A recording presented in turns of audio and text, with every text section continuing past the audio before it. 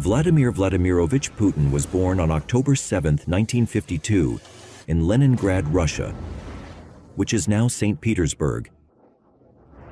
He is one of the most prominent and influential political figures in modern history. His life, marked by a rise from modest beginnings to the apex of Russian power, reflects a complex interplay of intelligence, ambition, and geopolitical maneuvering. He is the longest-serving Russian leader since Joseph Stalin. Putin was born into a working-class family and was the youngest of 3 sons. Both his brothers died before he was born, though. The oldest brother died as an infant in the 1930s during the Great Depression, and the other died at the age of 2 during World War II's siege of Leningrad, when the Nazis invaded Russia and occupied the Soviet city of Leningrad, now known as St. Petersburg. The siege was one of the longest and most destructive in history, and possibly the costliest due to the number of casualties. An estimated 1.5 million people died because of it. Historians have even classified it as a genocide because of the intentional destruction of the city and the systematic starvation of its civilian population. Putin's father, Vladimir Spiridonovich Putin, was conscripted into the Soviet Navy, serving in the submarine fleet in the early 1930s. His mother, Maria Ivanovna Putina, was a factory worker. Putin's grandfather, Spiridon Putin, was a personal cook to Vladimir Lenin and Joseph Stalin. His maternal grandmother was killed by the German occupiers in 1941, and his maternal uncles, his father's brothers, all disappeared on the Eastern Front during World War II. His father was also severely wounded during the conflict in 1942. The post-war period in Leningrad was harsh, and the Putin family, like many others, faced significant hardships. Despite these challenges, young Vladimir excelled in school, showing a keen interest in sports, particularly judo and sambo, a Soviet form of martial art, which instilled in him a sense of discipline and resilience. In 1975, Putin graduated from Leningrad State University with a degree in law. It was here that he became acquainted with a professor named Anatoly Sobchak, who would later become a key political figure in Putin's career.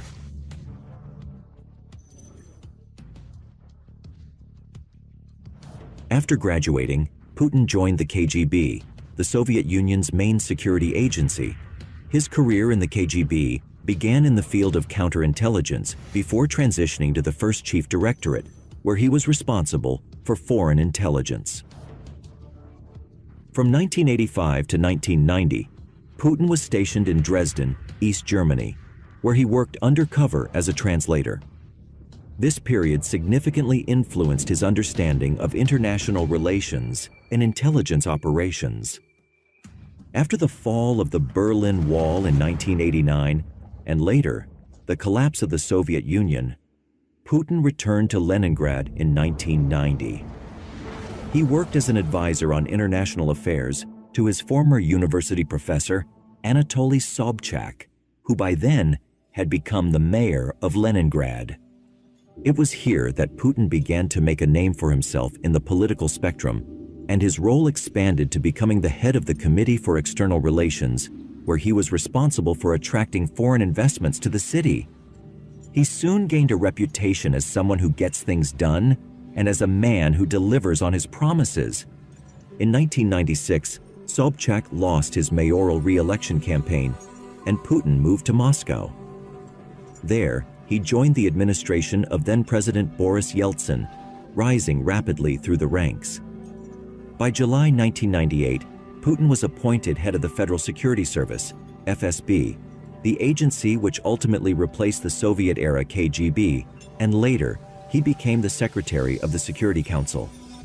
The Secretary of the Security Council answers directly to the President and, is one of the most powerful and influential positions within the administration.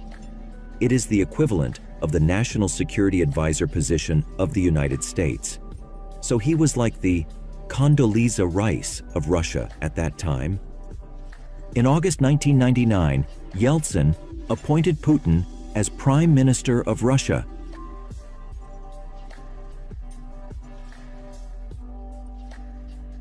The president is elected as the leader of the country and is the head of state.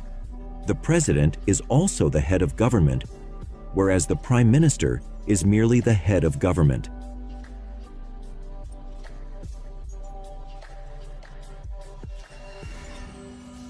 To simplify, the president is more powerful and gets to decide who should be the prime minister. Russia also doesn't have a vice president, so those duties fall upon the prime minister.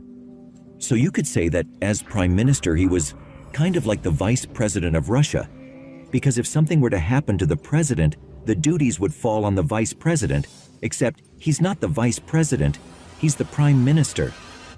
At the time, Putin was relatively unknown to the Russian public, but his tough stance on the Second Chechen War and his promises of restoring order and stability to Russia quickly gained him popularity with the public.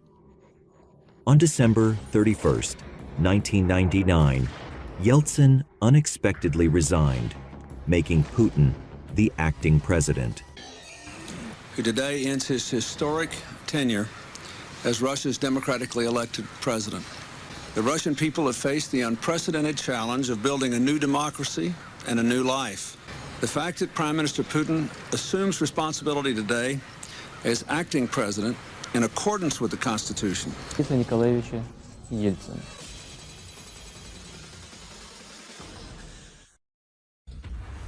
Сегодня на меня возложена обязанность главы государства. Решительно пресекать.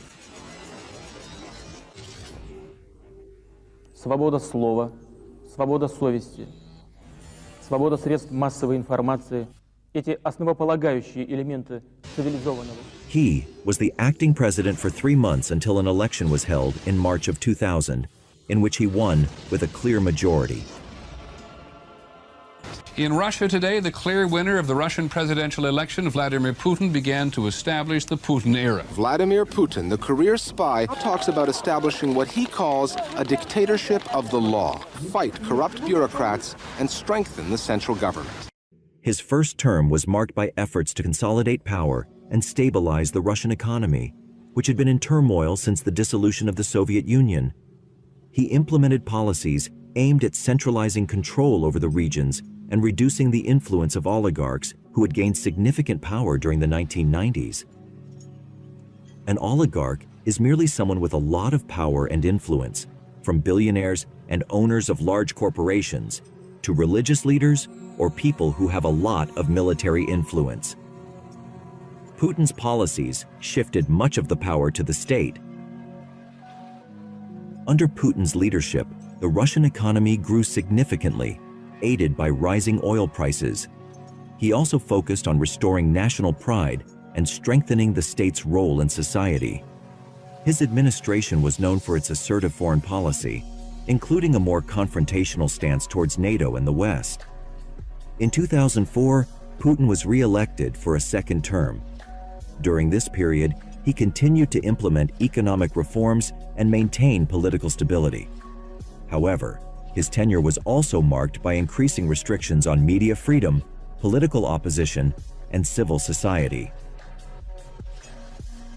In accordance with the Russian Constitution, which limits presidents to 2 consecutive terms, Putin could not run for a 3rd consecutive term in 2008. Instead, he endorsed Dmitry Medvedev. Russians living in the United States are looking to have their say in electing their country's next president. This woman says she's supporting Dmitry Medvedev. He's the man Vladimir Putin handpicked to succeed him as the country's leader. Medvedev has vowed to continue his mentor's policies. Critics have denounced the election as a sham, noting that many opposition leaders have been suppressed. Medvedev has pledged to make his former boss prime minister if he wins. Who won the presidential election. Medvedev appointed Putin as prime minister, allowing Putin to retain significant influence over Russian politics. It was titled "A Talk with Vladimir Putin Continued," a reference to what's now become an annual televised event. Putin is now Russia's prime minister, but this presidential-style phone-in left little doubt who is in charge. He spoke for 4.5 hours, but it's this remark about the jailed tycoon Mikhail Khodorkovsky that sent a chilling message to his lawyers and the opposition. A thief must be in jail, and a court has ruled Khodorkovsky is guilty of theft. Mikhail Khodorkovsky has become a rallying point for Russia's liberals.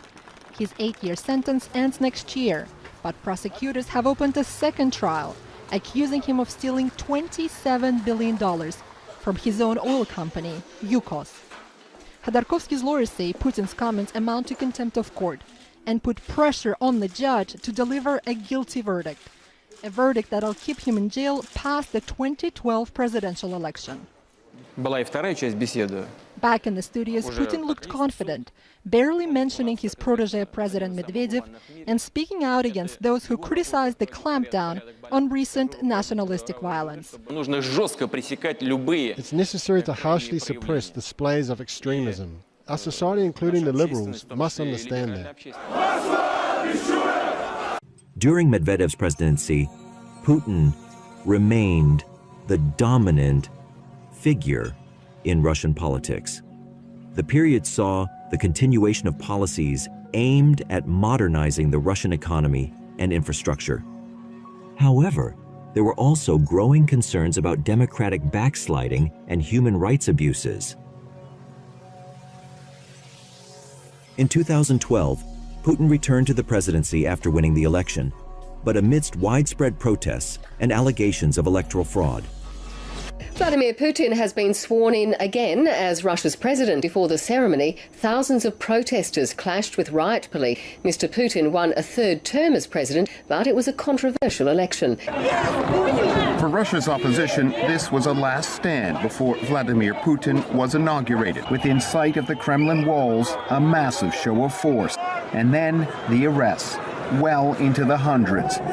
Despite these images of confrontation on the streets, the inauguration, it's been smooth sailing. The outgoing president, Dmitry Medvedev, and his successor. State television has shown them marching in parades, and of course, having a beer.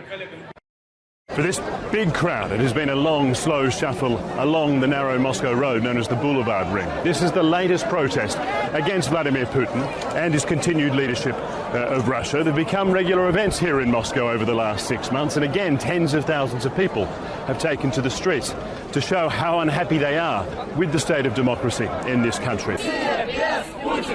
That last rally back in May on the eve of Putin's inauguration was violent. It was when a huge crowd like this came up against several strong lines of police in full riot gear.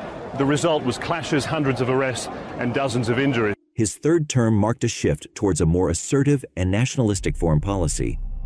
In 2014, Russia invaded the Crimean Peninsula, part of Ukraine, and then annexed it. This led to international condemnation and sanctions from Western countries.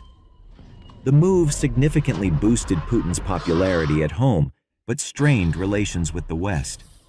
Putin's government has been characterized by efforts to reassert Russia's influence on the global stage.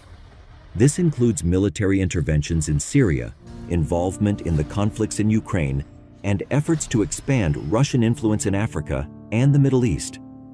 Domestically, his administration has faced challenges, including economic sanctions, falling oil prices, and increasing public discontent over corruption and economic inequality. Putin's governance style is often described as authoritarian, with a strong emphasis on centralizing power and control. His administration has been criticized for its human rights record, including crackdowns on political opposition, media censorship, and the suppression of dissent. Ideologically, Putin is seen as a pragmatic nationalist. He has frequently emphasized the importance of a strong state, national sovereignty, and traditional values. His policies reflect a blend of Soviet nostalgia, as in trying to make Russia great again, and Russian nationalism, appealing to a sense of national pride.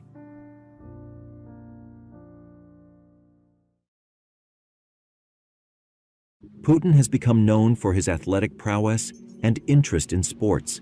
He holds a black belt in judo and has been photographed participating in various physical activities, from horse riding to playing with bears and leopards, often projecting a tough guy image.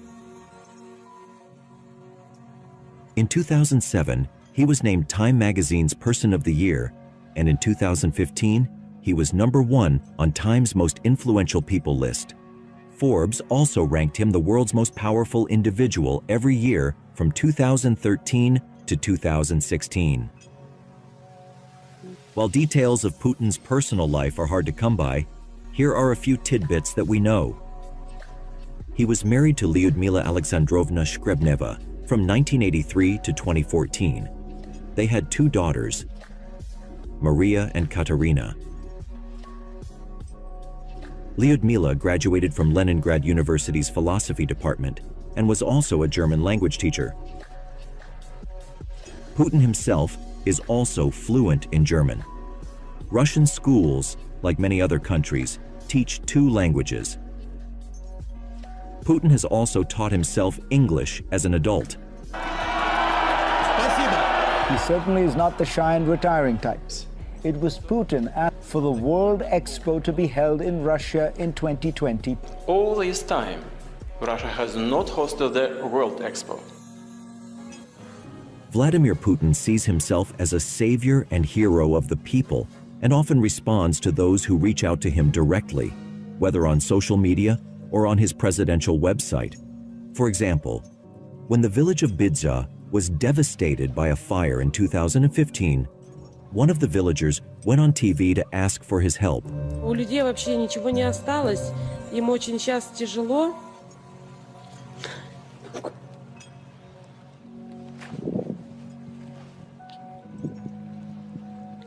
Мы ждем от вас помощи. Putin acted immediately, and the very next day, help arrived. Teams of workers showed up with heavy machinery and not only rebuilt the homes in record time, but built them better and stronger. The villager who made the plea was even invited to meet the president.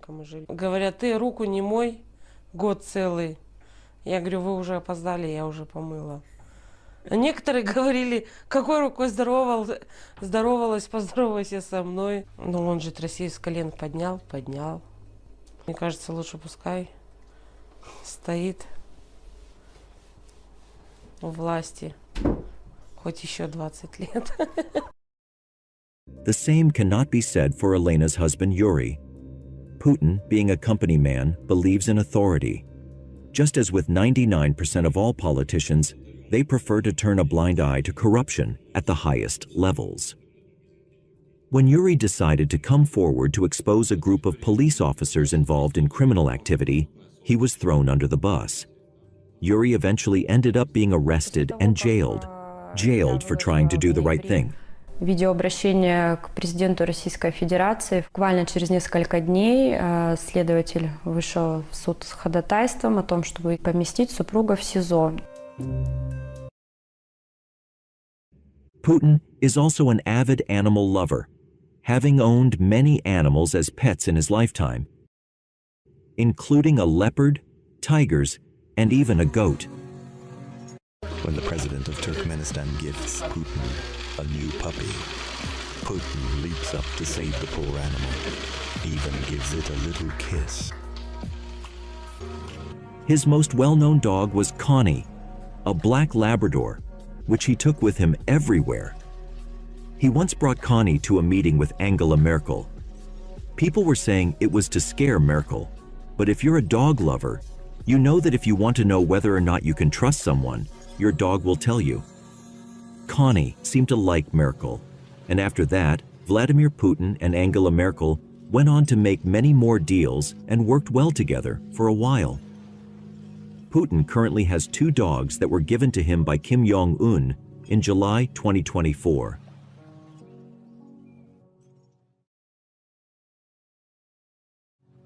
Vladimir Putin's impact on Russia and the world is undoubtedly profound and complex. He has played a pivotal role in shaping post-Soviet Russia, steering it through periods of economic turbulence and political instability to reassert itself as a global power. His leadership has seen significant economic growth, increased national pride, and a reassertion of Russian influence internationally. However, his tenure is also marked by controversies and criticisms. Allegations of corruption, human rights abuses, and democratic backsliding have marred his administration. His confrontational foreign policy has led to strained relations with Western countries, resulting in economic sanctions and diplomatic isolation. Putin's legacy will likely be debated for years to come. Supporters praise him for restoring stability and national pride to Russia, while critics accuse him of eroding democratic institutions and human rights. Regardless of perspective, it is undeniable that Vladimir Putin has been a defining figure in Russian and global politics for more than 2 decades. Vladimir Putin's life and career reflect a trajectory of remarkable ascension from modest beginnings to ultimate political power. His influence on Russia's domestic and international affairs is extensive yet complicated. What's clear is that he is driven by a vision for a strong and sovereign Russia. As Russia continues to navigate the complexities of the 21st century, Putin's legacy will remain a central theme in understanding the country's past, present, and future.